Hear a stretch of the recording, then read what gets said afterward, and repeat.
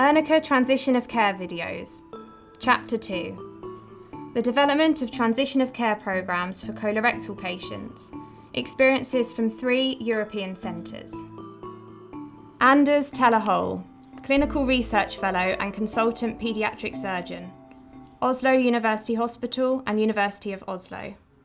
First, some Norwegian geography and population data to set the scene. Norway is long, with 1,750 kilometers from south to north. We have a population of 5.4 million people, where 1.15 million is under 18. The Norwegian healthcare system is public and free, and there is no private providers of pediatric surgery. We have only 2 referral pediatric surgical centers in Norway, one in the capital city of Oslo, and the other one in the middle of the country, that's called Trondheim. Therefore, patients often have to travel long distances to these 2 centers. In Norway, we see about 10 cases each of Hirschsprung's disease and rectal malformations yearly. 14 to 16 cases are treated in Oslo, and 4 to 6 cases in Trondheim yearly. Here is an outline of our transitional program for colorectal patients in Oslo. Patients are enrolled to our colorectal transition clinic from the age of 12, with coping courses offered between the age of 13 and 17. Referral to a pelvic floor center is considered when the patients reach 17. All adult patients are offered to attend a coping course. And I will now describe our transitional program in more detail. When do we start the transition process, and which healthcare providers do the patients meet? When the patients are 12, they always meet a pediatric surgeon and a stomach care nurse. A consultation with a psychiatrist and or a urotherapist is offered when needed. We offer the teenagers to talk with us without their parents present, and we often inform the adolescents in advance that we would like to talk to them alone with the parents next time they show up at our place. Which topics are discussed during the colorectal transition clinic? We always try to keep the health information that we provide age-adapted.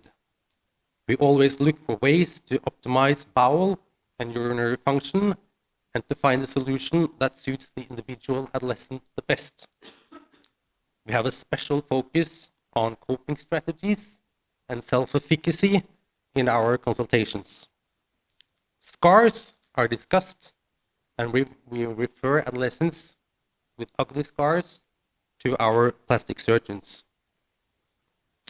We discuss sexuality, and especially if the condition itself or the surgery could have affected their sexual life or their future fertility. And rectal manometry is offered to all adolescents. When the adolescents are turning 16 to 17, we start to prepare them for the transition.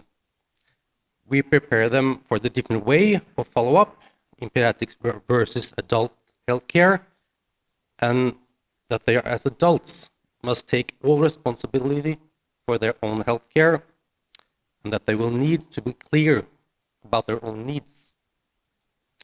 A medical summary of their congenital disease, treatment, follow-up, and where they should be referred as adults if they experience symptoms that could be related to their congenital condition. To the left, you see the invitation of our coping course that we arranged for adolescents. They are held as 3-hour meetings in the evening, where we start off with a welcome session and pizza. And we have chosen to keep these courses diagnosis specific and boys and girls separate. We then move on to a Q&A session about their congenital disease with both adolescents and parents present. We then run separate sessions for adolescents and parents. Participating healthcare professionals from our team is pediatric surgeons, psychiatrists, psychologists, and stomach care nurses. We have an attendance rate of 30% of invited adolescents to these coping courses, and the adolescents score the usefulness of the course as excellent. Most adolescents find meeting peers and sharing stories the most important to these courses. And interestingly, all the adolescents and parents recommend these courses for others. We refer our adolescents when they reach 18 and they still have bowel, urinary, sexual, and/or psychological impairment, and if they still is in need of follow-up from adult healthcare providers. This is the hospital where the pelvic floor center is situated. And the pelvic floor center, we offer coping courses for adults. And here we run disease-specific but gender-mixed groups. The coping courses for adult colorectal patients are run as a one-day course over 7 hours. And the adults meet several specialists in informational/educational sessions of about 30 minutes. Only 17% of invited adults participate in these courses, and gender and travel distance did not seem to influence attendance. However, the attendees were older, median 37, and the non-attendees, median 23. The adults, as the adolescents, score the usefulness of the course excellent, and they highlighted the same things: the possibility to meet others and share their stories. Many adults meet others with the same congenital disease for the first time at these coping courses. All adults recommended the courses to be earlier, like we have started in the adolescents. Now over to the challenges we face in our colorectal transitional program. In our own department, it can be challenging to involve all pediatric surgeons to be interested in transitional care. And we would have liked to implement checklists for transitional care in order to create a system that is robust and is non-person dependent. At the Collaborating Pelvic Floor Center, there is still lack of knowledge about the colorectal diseases that these patients are born with and the surgical treatments that they have received. Even though we have started the colorectal transitional program, there can still be a big difference between the pediatric and adult healthcare system these patients meet. Patients report that they are met with shorter consultations than they are used to, and expectations that they will come alone, and in general, a rougher tone and treatment they are not familiar with. So, lastly, I would like to share some thoughts, some questions. Is lifelong follow-up necessary in colorectal patients? What should be the minimum of a transitional program? And how should a transitional program be organized? Thank you so much.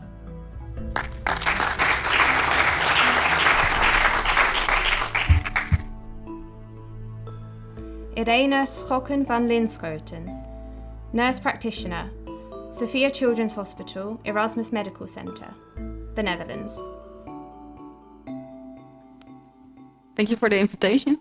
I am Irene Schokker. a nurse practitioner. Well, a lot of surgeons, but I'm a nurse practitioner. And I do the transition poly. I'm now working for 12 years on the surgery ward. And I'm specialized in colorectal malformation and Hirschsprung disease. And for 3 years, I now run the transition program for the colorectal patients. We see in Oslo, here's the Netherlands, a small country, not as large, but a lot of inhabitants. And we have 7 university hospitals with 6 for children. And we have 45 patients with colorectal malformation each year in Holland and 45 with Hirschsprung disease. And in the Erasmus MC Sophia Children's Hospital, we have 15 of each.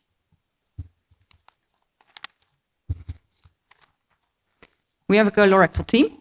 It includes 2 surgeons, Pim Sloots, Connie Mielsen, 1 play therapist, 2 stoma nurses, 1 psychologist, and me as a nurse practitioner.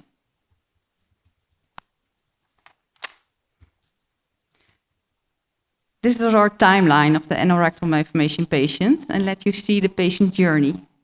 Because of the time, I don't walk you through this, but you can see there are fixed time frames when the visits are scheduled. At the age of 12, we start thinking about transition, and at 18, they go over to the adult care. We have 3 time points when we see the patient in transition. That's at 12, 14, and 17 years old. And of course, more if necessary. During a visit, when I think it's very important to give a lot of information, and especially to the child. When they were born, we gave a lot of information to the parents about the disease, but to a teenager, we never gave information to the patient about his disease.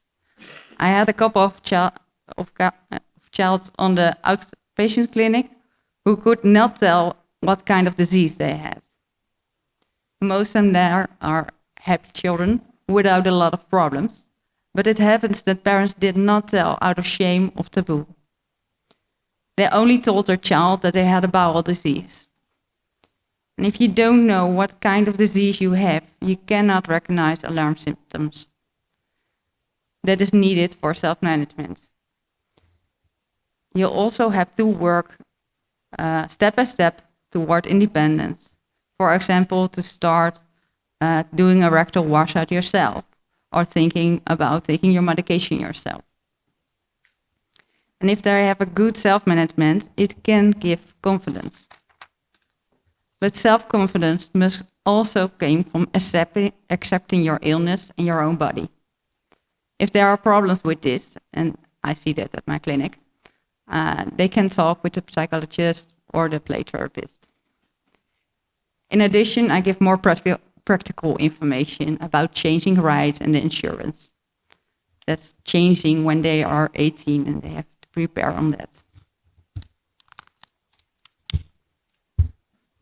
Sorry, I have to talk about sex because it's Renee always thinks on my outpatient clinic. I always do that the whole day, but it's a little part of my job. But we know several researchers showed issues with sexual well-being in patients with colorectal malformation and morbus Hirschsprung. In 2015, Desiree van der Hondel did a PhD in Rotterdam on colorectal malformation, and a part of her promotion was about pro-sexual well-being in adult patients. And she showed that there are a lot of patients with sexual problems. 60% of the patients say that they missed information about sexuality in relationship with the colorectal malformation or Hirschsprung disease in medical treatment. And that's why I always have the conversation with young people about sexuality during the visit with me. For example, how to start a relationship, how to tell a partner about incontinence problems, and the possibility of having an erection for boys, or relaxing of the pelvic floor for the girls. We work together with gynecologists, urologists, and sexuologists as needed. And for more information about this topic, we created a website with all university hospitals and the Patients Association. It's now only in Dutch, but we are busy with translating that.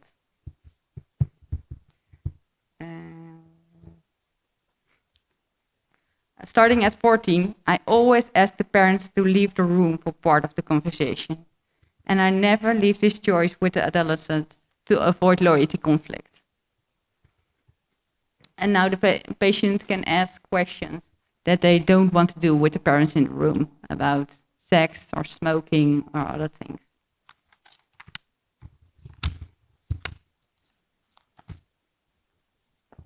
'18, and then.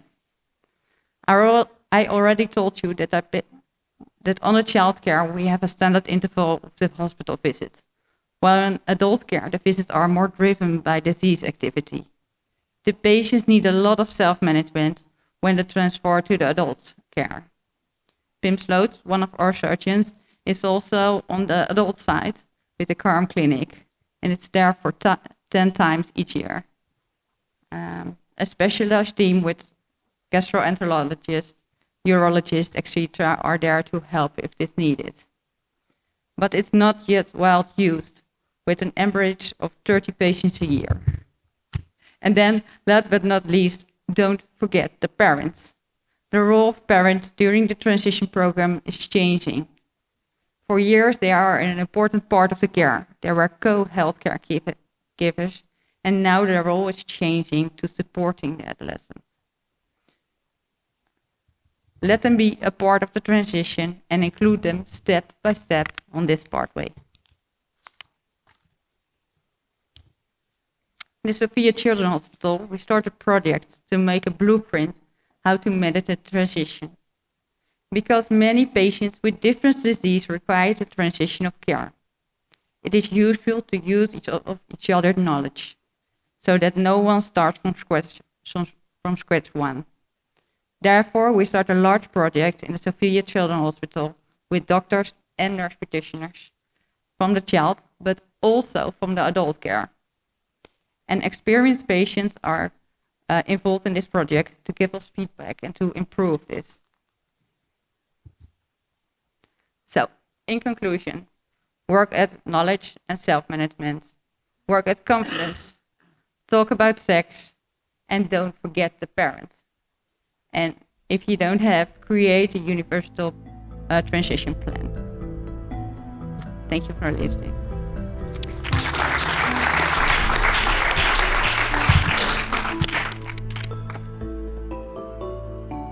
Rebecca Polverenti, paediatric surgery trainee and PhD candidate, Padua University Hospital, Italy.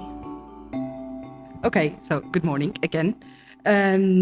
So I'm going to exactly talk to you about the transitional care in Padua, and I'm going to focus on the real challenges that we've been through to build up such a transitional program. Also for me, a bit of geography and background. In Italy, we have 8.6 million of inhabitants aged between 0 and 16. We have a public healthcare system and no disease centralization. Given a closer look to the Veneto region, we have 134,000 inhabitants from 0 to 16 years and 4 pediatric surgery centers. Referring to Padua Hospital and to colorectal patients, for Hirschsprung disease, we have around 7 to 8 patients a year. That translates in around 40 patients that are currently on follow-up. And referring to transition through these patients, we recently implemented our program based on a surveillance campaign that we performed. Within 30 patients, adult patients, underwent surgery for Hirschsprung disease. We've contacted them, and based on their responses to questionnaires, we've implemented what's now our transitional program. And we also refer them to adult specialists. So with this new transitional program, we transitioned 3 patients. Looking at the anorectal malformations, we have a similar number of patients per year, around 75 patients currently on follow-up, and around 8 patients underwent a standardized transition of care. So what about transition? This is just a timeline for overall healthy patients. So of course, whatever patient might have an acute need would receive additional care. But as a standard, we have, starting from 10 years of age, regular follow-up at our outpatient clinic, where we have an extensive course evaluation, both physical but also with all symptoms and questions that patient may have. And then around 15 years of age, we introduce the concept of a transition of care. So we have a dedicated visit where we explain what's happening next, what they need to expect, why a lifelong care is needed, and who they need to refer to in case of acute issues or just for regular follow-up. And then when they turn 16, we refer both Hirschsprung patient and anorectal malformation patients to an adult gastroenterologist. We as pediatric surgeons are present during the first visit, and we provide the adult specialist with a summary of the patient clinical history. Beside this timeline for anorectal malformation patients at puberty, we tend to refer women to adult gynecologist. It's a dedicated figure that will also follow these patients into adulthood. And we also provide a summary of the clinical history, and we're present at the first visit.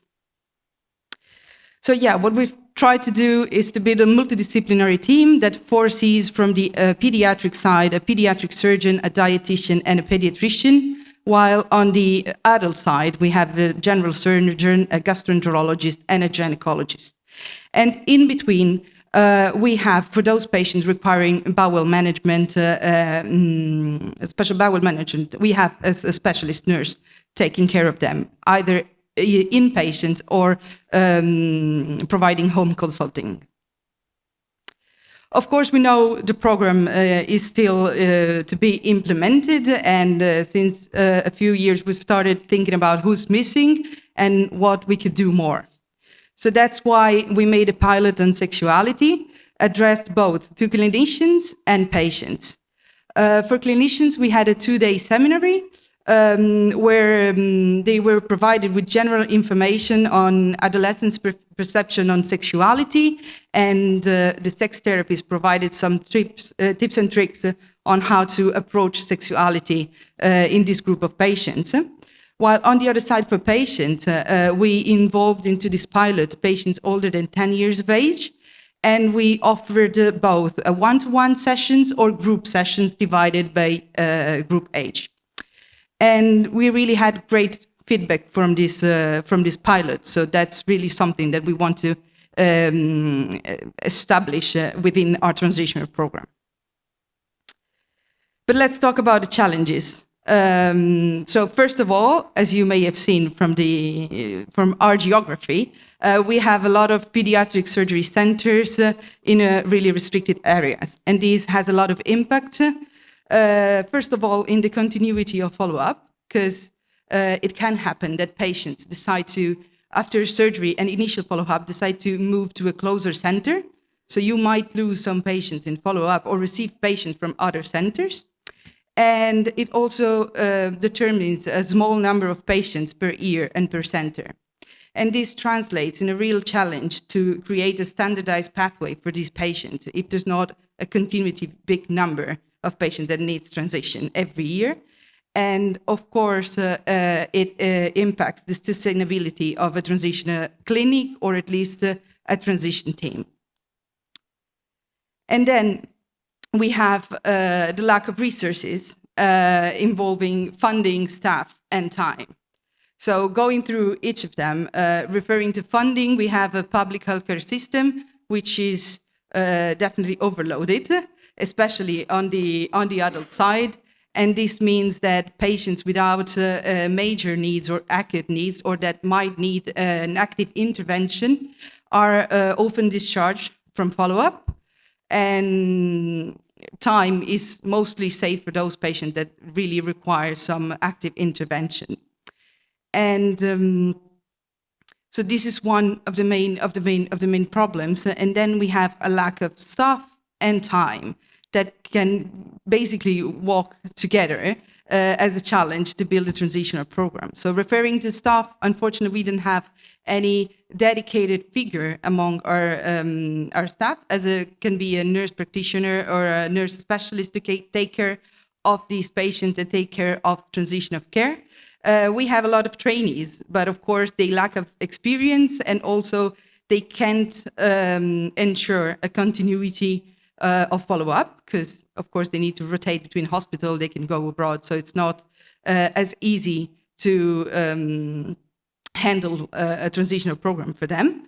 And also we don't have colorectal specific fellowship formalized in our program, so it's really hard to build yourself an experience an adequate experience to then provide and handle a transition of care program. And of course we have our consultant, but they're also overloaded, especially on the adult side. So it's hard to find time to follow these patients, and referring to time. These patients, the transition of care is handled during a normal outpatient clinic. So we don't have extra dedicated time that these patients might surely need to address their questions, their needs, their doubts in an extensive way. So this is surely a limit to our transition of care program. Anyhow, we're always looking at the future, and we now have within our hospital a functional department on rare diseases, and we're actively working with them to implement these transitional programs and to reach three main objectives. So the first one is to clearly identify the transition of care program coordinator, so a figure that can really take care of this program, make it bigger, make it better, and provide continuity. Another objective is the one to raise patient awareness on the need for lifelong care. And the third one is to avoid the discharge of healthy patients from follow-up after transition. Thank you. There are challenges to be addressed in the field of transition, and having a multidisciplinary team is paramount in addressing these challenges. Some challenges may differ per country, and therefore the development and implementation of transitional programs may vary. It might be helpful to engage with national health ministries or local government in the development of transition support units, and to promote a close collaboration between clinicians and patient organisations. Ernica can facilitate national and cross-border collaborations with paediatric and adult care specialists, and can promote and implement best practice on transition of care.